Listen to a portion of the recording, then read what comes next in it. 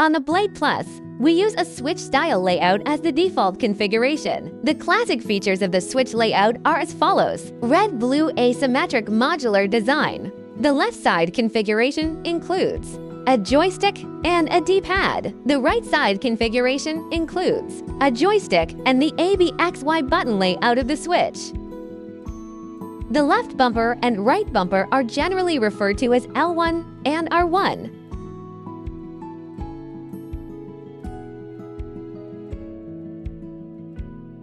On the Blade Plus, the left trigger and right trigger are generally referred to as L2 and R2.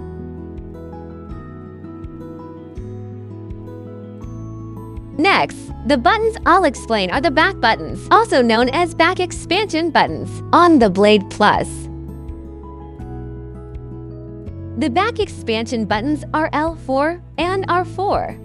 Their function is to resolve your concerns about insufficient buttons by setting mapping or macros for the specific setup method. You can refer to the video tutorials about how to set mappings and macros. Next, the buttons I am going to explain are the ABXY buttons. On DualSense controllers, they may be referred to as character buttons. On Xbox controllers and Switch controllers, they are generally called ABXY buttons. The buttons marked with the characters a B, X, Y on the right side of the controller, a button, B button, X button, Y button. Next, the button I am going to explain is the home button. This is exactly the home button. On the Blade Plus, it is generally used to wake the home menu, return to the home interface, switch modes, and other functions. Next, the buttons I am going to explain are plus and minus on other controllers. They may be called as the menu and select on controllers with the Switch layout. We use the plus and S symbols to integrate the functions of the menu button and select button. Next, the button I am going to explain is the FN button. The FN button includes an FN indicator light. The function of the FN button is to indicate the controller's functions, status, and to configure other functions. Each color and status corresponds to a different mode function. For specific display details, we'll explain them to you later. Next, the controller component I am going to explain is the joystick, the left joystick and right joystick.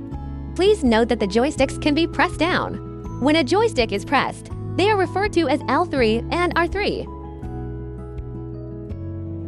Next, I will explain the main functions of the joysticks. The left joystick generally controls players to move or perspective adjustments, allowing movement to the left or right. The main function of the right joystick is to control the movement of the in-game perspective. Next, what I would like to show you is the D-pad, which is also commonly known as the directional buttons. It is divided into 4 directional inputs, up and down, left and right. You can also press 2 buttons simultaneously to trigger diagonal directions: upper right, lower right, lower left, upper left.